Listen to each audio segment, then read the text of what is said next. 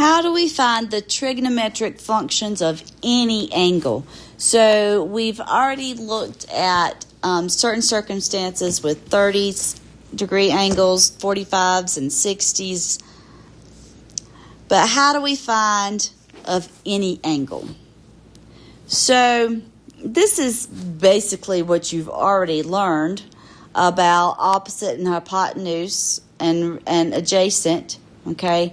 Not really anything new here, okay? So don't let this confuse you. This says that the sine of theta is y over r. That is opposite over hypotenuse, okay? Not anything different.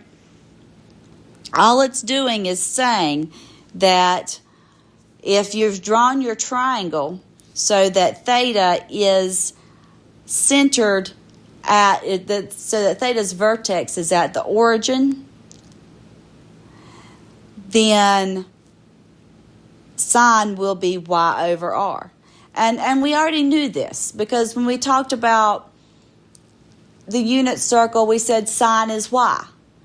Well, sine was y because the radius was 1 in the unit circle.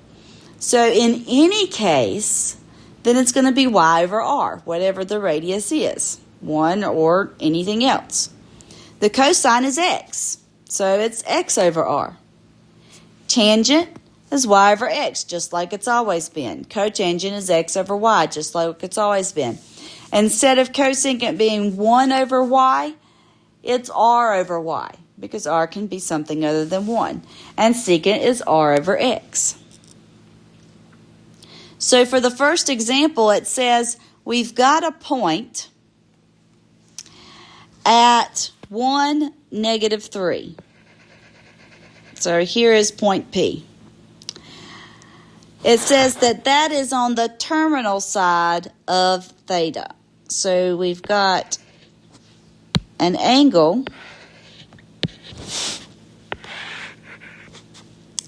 right here, theta. Find each of the 6 trig functions of theta. Well, what we can do is we can make a right triangle out of this, where one vertex of our right triangle is at the origin and another is at our point. And then the other makes a right angle with the x-axis. In that case, since this is the point 1, 3, then our x value we know is 1. And our y value is -3.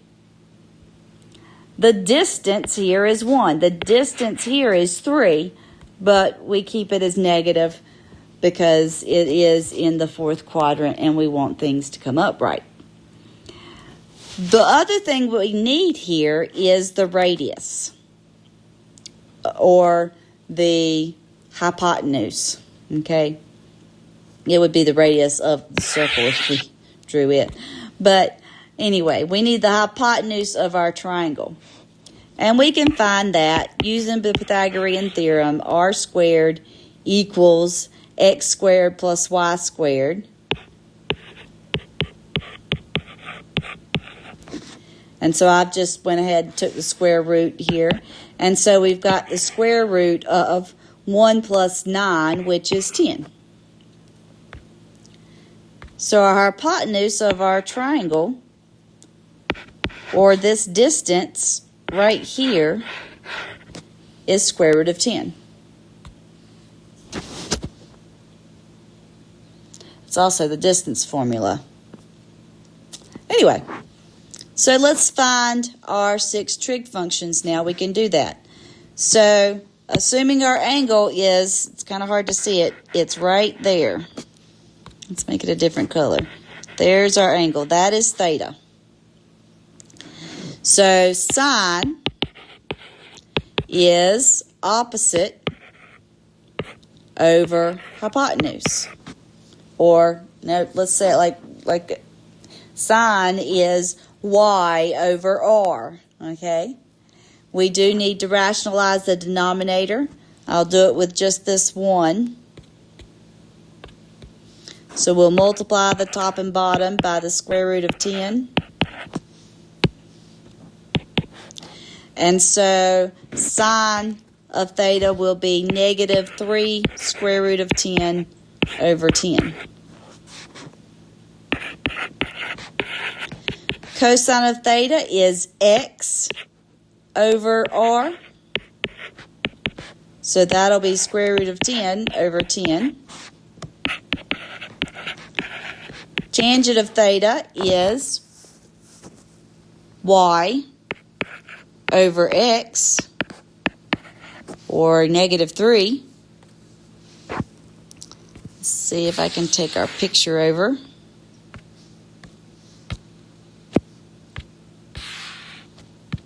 Part of it anyway. Cosecant of theta is r over y. And that's a negative 3. Oh, did I miss a negative somewhere? No. Okay, good. Secant of theta is r over x, or just square root of 10. And cotangent of theta is x over y, so negative 1/3. So if you're given a point, then you can find the 6 trig values. Evaluate, if possible, the cosine function and the cosecant function at each of the following quadrantal angles. So this quadrantal angle is 0 degrees. It's right on top of each other. Cosine of 0 degrees and cosecant of 0 degrees is what we need to find. So cosine, if we're using the unit circle, then this point would be 1, 0. So cosine is x. It's 1. Cosecant is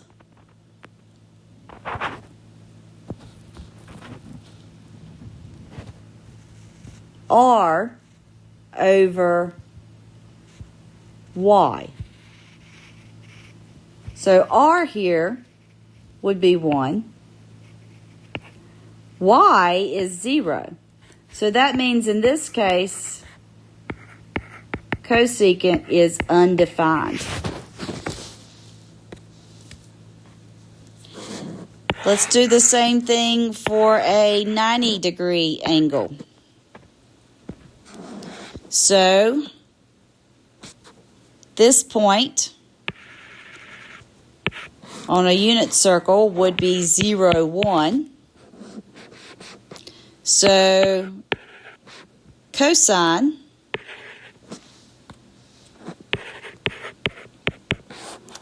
is x, so cosine would be 0. Cosecant is y over r. Y is 1. R would also be 1, so cosecant of 90 is 1. A 180-degree angle, so a straight angle. Cosine, this point is negative 1, 0. So cosine is y, that's negative 1. Cosecant is r over x. Or no, cosine, oh, I said that wrong. Cosine is x, that's negative 1. Cosecant is r over y, which makes us undefined again. And then for a 270-degree angle, cosine This point would be 0, -1. So cosine is x, that's 0. And cosecant is y, or r, over y, -1.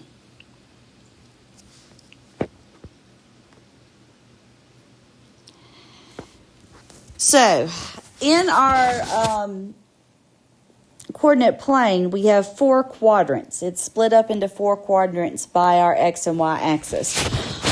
Quadrant 1 is where all our points are positive x, positive y. Quadrant 2, the x values are negative.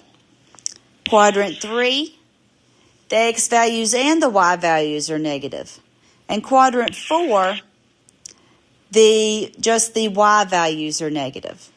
So what we want to think about is where would each of our trig functions be positive? So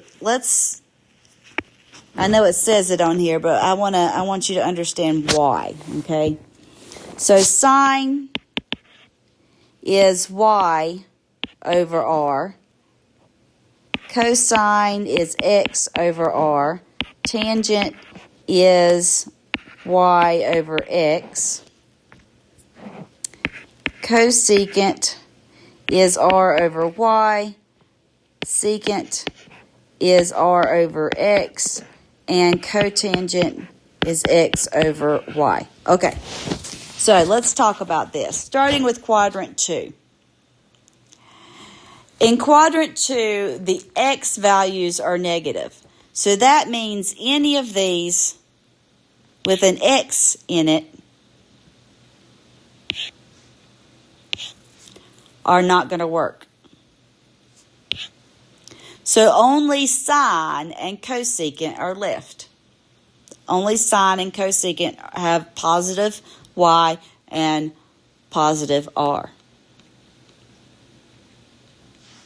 In quadrant 3, both the x and the y values are negative. So if you look at here, you're going to end up with a negative. Here, you're going to end up with a negative. While if you look at tangent, you'd have a negative divided by a negative. Or cotangent, same deal. So that's why in the third quadrant, tangent and cotangent are positive. And then in the fourth quadrant, the y values are negative. So anything with a y value isn't going to be positive. So cosine and secant are positive. And of course, in quadrant 1, all of them are. Example 6 says, if sine is less than 0 and cosine is less than 0, name the quadrant in which our angle lies. So this is saying that sine is negative and cosine is negative, okay, because they're less than 0. So if sine is negative, we'll rewrite this.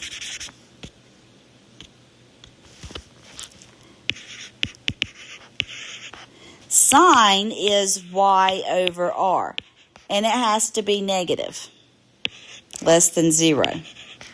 That means y has to be negative, because r is always going to be positive. It's the radius.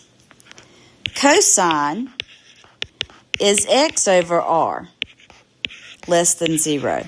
That means x also has to be negative. So where are both x and y negative? Quadrant 3.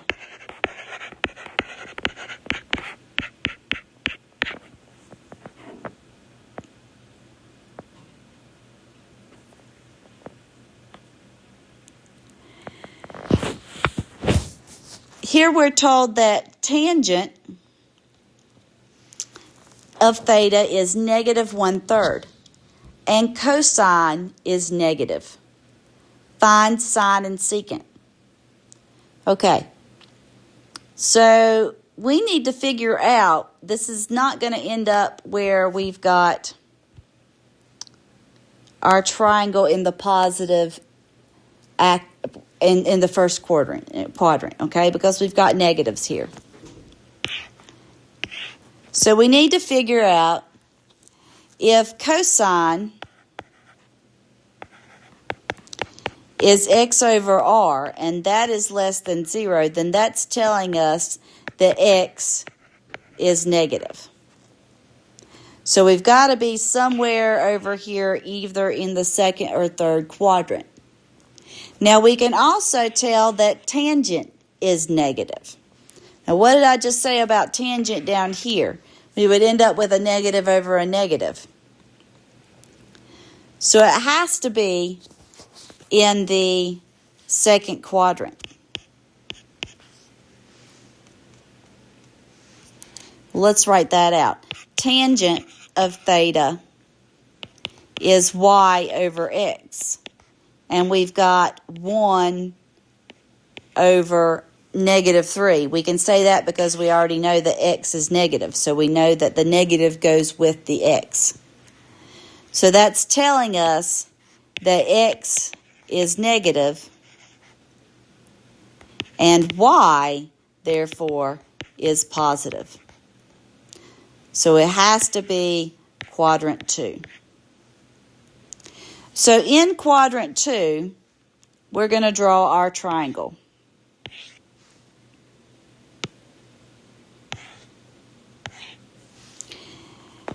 And we always draw theta so it's coming up from the x-axis.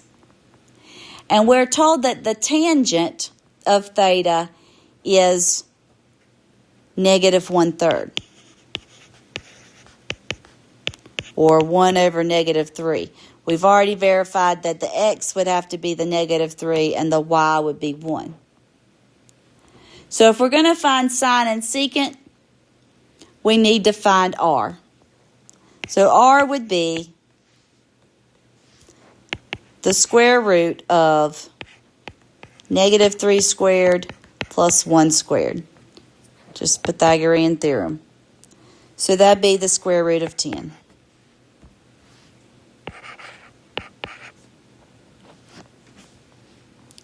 So now we can find the measures of the other angles,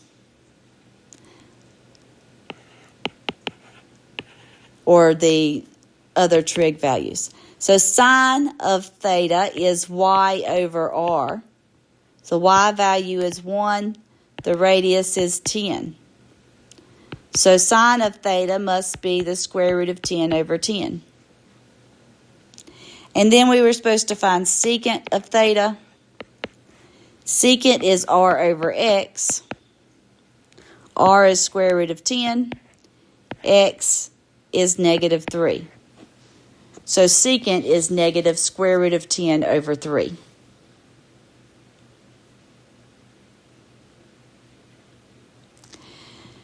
Definition of a reference angle. What is a reference angle?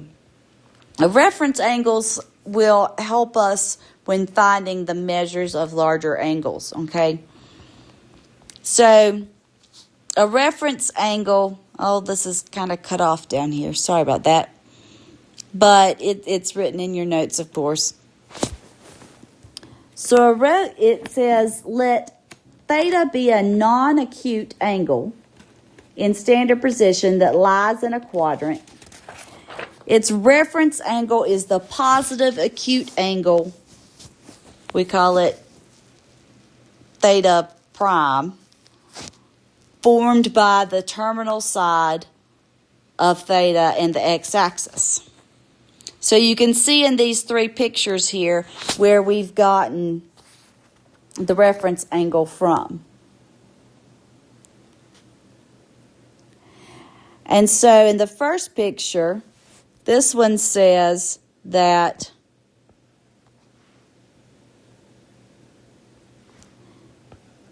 theta prime is 180 minus theta.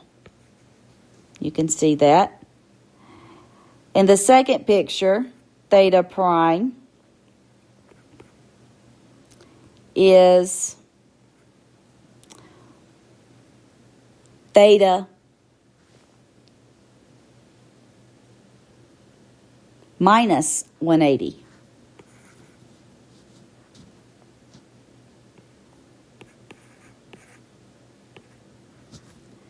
And in the third picture,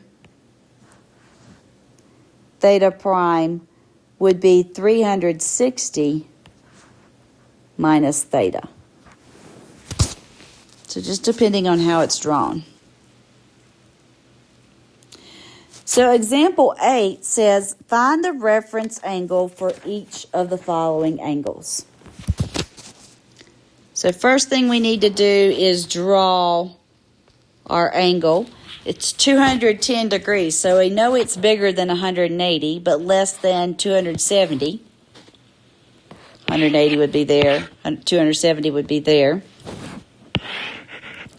So it's probably fairly close to 180, or closer than it is to down here.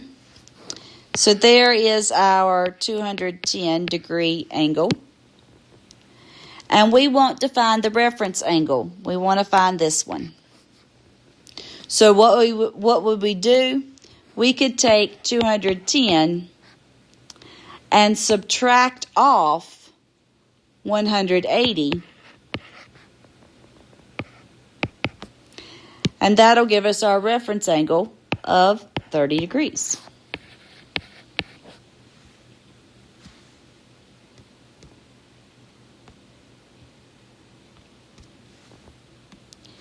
For the next one, we've got 7 pi over 4. Well, where's that? There's 1, 2, 3, 4, 5, 6, 7 pi over 4. There it is. So 7 pi over 4 is going all the way around. So what would the reference angle be? Well, we could take 2 pi and subtract 7 pi over 4. And I think it's pretty clear without even doing the subtraction that what's left of this piece of pizza is pi over 4, right? It'd be 8 pi over 4 minus 7 pi over 4. There we go. For this picture, negative 240. So negative 240, let's see, if we start here, there's 90, there's 180, so it's bigger than 180, but less than 270, so something like this. And we want the positive angle with the x-axis, so we want this angle. So we can take 240 and it's, yeah. So we've got negative 240. So since it's negative, then we're going to have to add 180 and take the absolute value. So it's 60 degrees.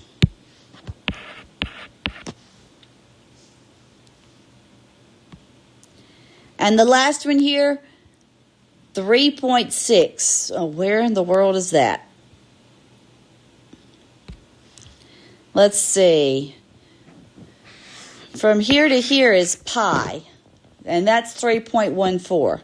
So it must be a little bit beyond that. Somewhere around here would be 3.6. And so what's the measure of this angle? We can just take 3.6 and subtract that pi, and we get that that angle is 0.46, or 0.4. It's just 0.4. Right? Oh, no, okay, sorry. 0.46 radians.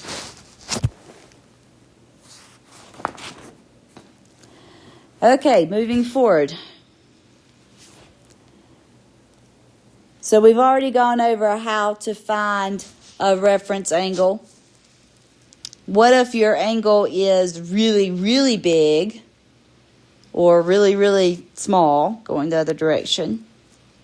Then you can subtract off or add on multiples of 360 degrees or 2 pi radians. So 665, what in the world does that look like? Well, going around once is 360. So it's going around and it's actually doing something like this. There's the 665 degree angle. And so what we want to do is find this angle.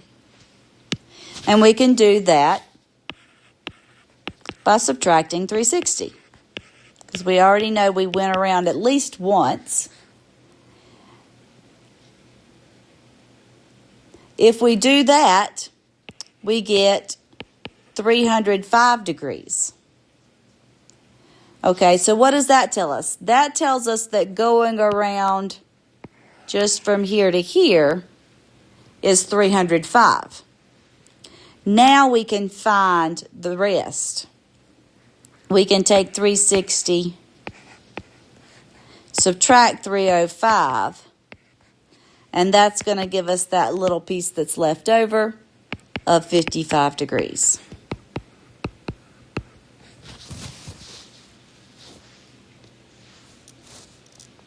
Let's look at another one. 15 pi over 4. Let's see. 1, 2, 3, 4, 5, 6, 7, 8, 9, 10, 11, 12, 13, 14, 15. There it is. So here is 15 pi over 4, and we are trying to find this angle. The first thing, again, we're going to do is find just this angle. So 15 pi over 4, we need to take off 2 pi, one of those times around. That gives us 7 pi over 4.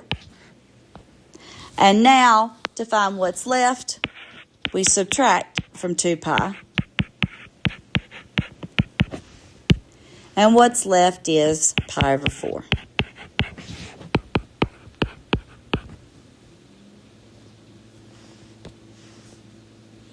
And one more of these. Negative 11 pi over 3. So, let's see.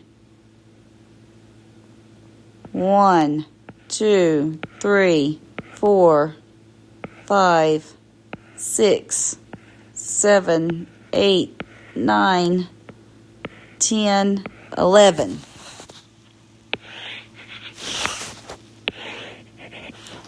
There's 11 pi over 3. So we ran around over one time.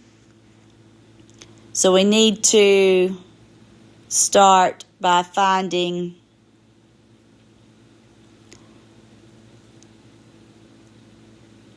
let's see.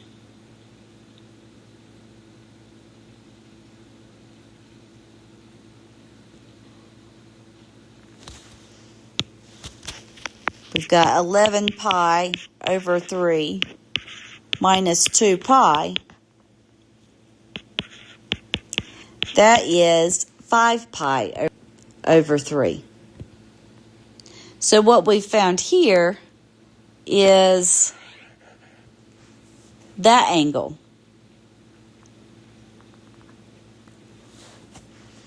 Be negative.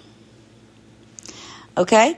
And so then we can take, to find this one, we can subtract from 2 pi.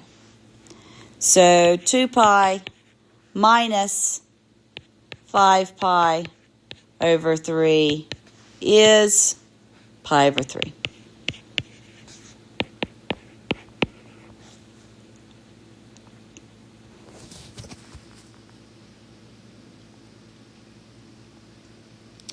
We need to use reference angles to evaluate trig functions. And you can read through these steps. We're going to look at some examples. So it says, find the sine of 135 degrees.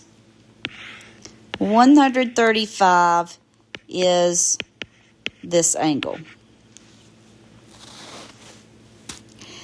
And so using a reference angle, which would be this one here, we're going to call it theta prime. We would do 180 minus that 135 degrees, and that'll give us 45 degrees. So this angle right here is 45 degrees. Now, we're trying to find sine. We need to think about the fact that 135 degrees lies in quadrant 2, where, since sine is y, is positive. So what that tells us is that the sine of 135 degrees is going to be the same as the sine of 45 degrees.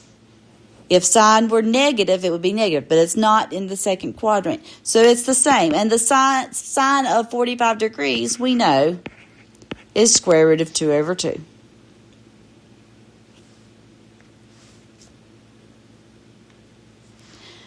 For part B, tangent of 5 pi over 4.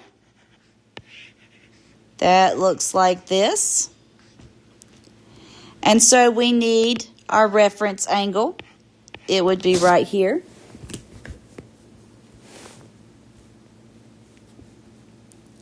And so our reference angle will be 5 pi over 4, and we'll subtract off 180 or pi.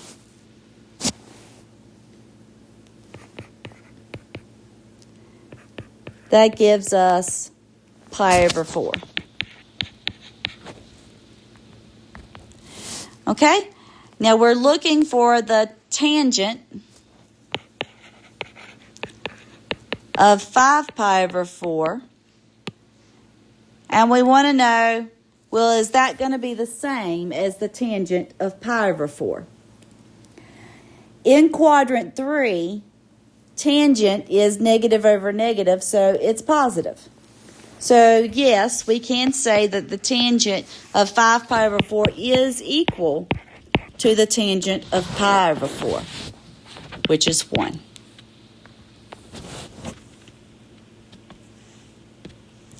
And last, secant of negative pi over 6. It's going to look like that. Well, our reference angle is just going to be the angle itself, only making it positive. So our reference angle is actually going to be the absolute value of negative pi over 6, since our reference angle has to be positive. Okay, so our reference angle is pi over 6. And we're trying to find the secant of negative pi over 6. So what does that tell us? Secant is 1 over x. And in the fourth quadrant, x is positive. So that means that the secant of negative pi over 6 is the same as the secant of positive pi over 6. And the secant of pi over 6 is 2 square root of 3 over 3.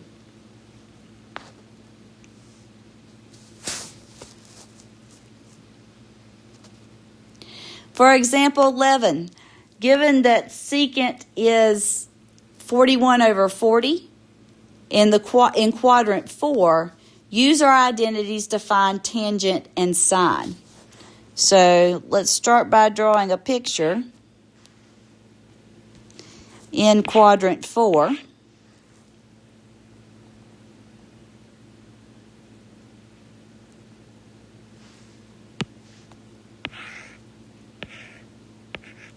Again, we always draw from the x-axis. So there's theta. And secant is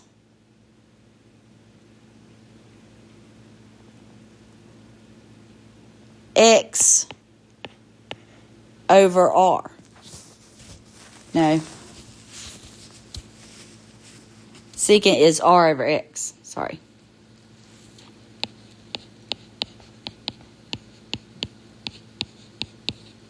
So that means that our hypotenuse is 41 and our x value is 40. We need to find y.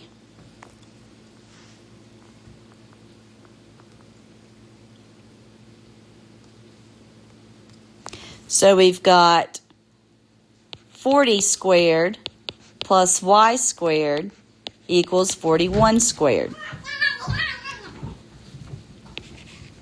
That would be the cats fighting. So y is the square root of 41 squared minus 40 squared, which is the square root of 81, which is 9. So that's nice. We don't have to deal with a radical. So y is 9, but why is it not 9? Because it's negative. It's actually negative 9. Okay? So let's find our identity, use our trig identities to find tangent and sine. So tangent is y over x. So y is negative 9, x is 40. And sine is y over r. So that'll be negative 9 over 41.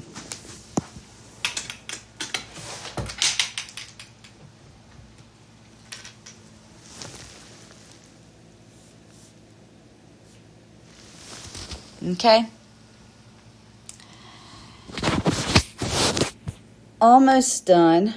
Example 12.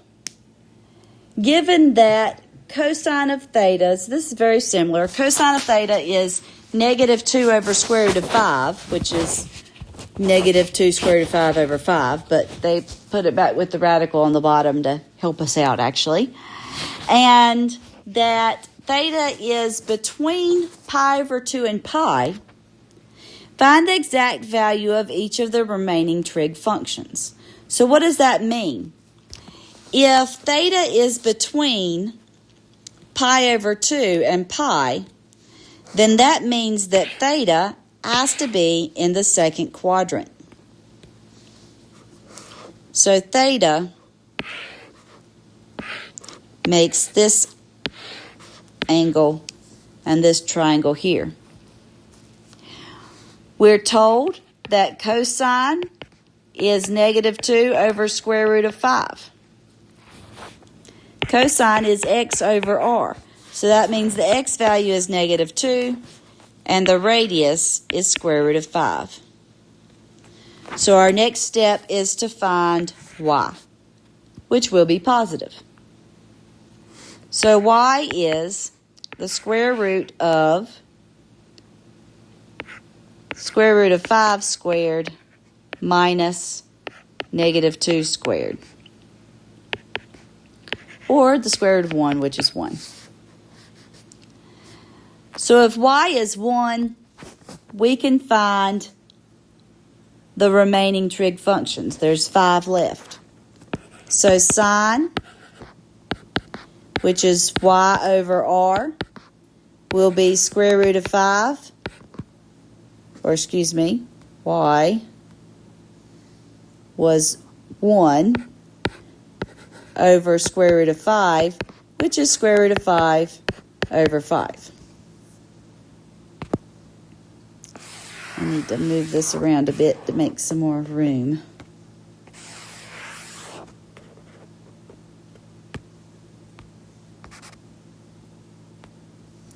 Okay? And so now we can find, we've already got cosine, so we need tangent.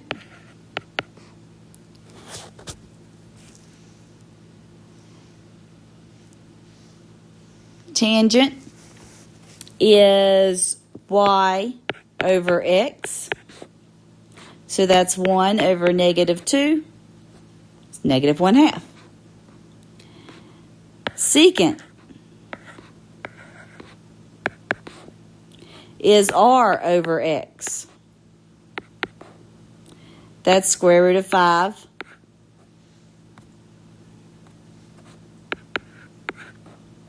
over negative 2. And then we'll have to go to the next page. Cosecant is r over y. That's root 5 over 1, or just square root of 5. And cotangent is x over y. That's negative 2 over 1, or negative 2. And in part B, we're going to work one more like this, and then we'll finally be done with this section.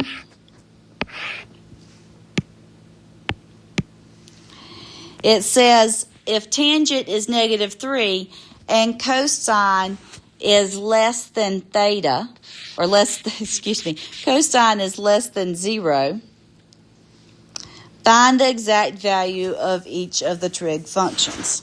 So, tangent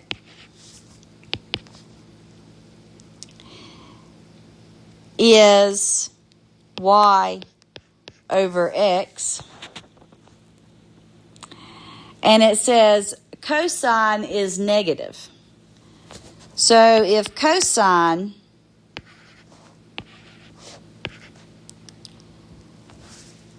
which is x over r is negative, then that's telling us that x is negative, right? So if tangent is negative, then that means that the negative 3 has got to go on, that on the top goes 3, and on the bottom goes negative 1, because x is negative. So the value of x is negative 1, and y is just 3. Now we can use that to find r. It'll be the square root of x squared, which was negative 1, plus y squared, which is 3. So square root of 10. And now we can find the other 4 trig functions.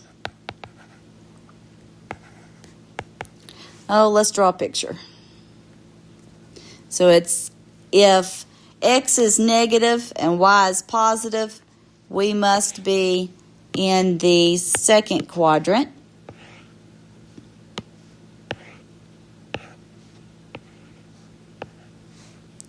So negative 1 and 3, and we've just found that the radius is square root of 10.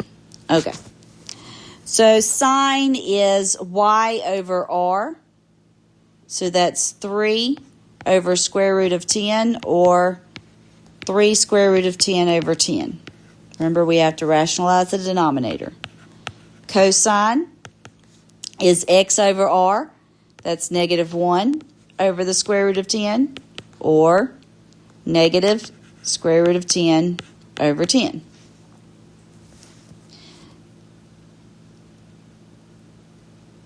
Tangent we've already got. Oh, there's 5 of them left in there. Cosecant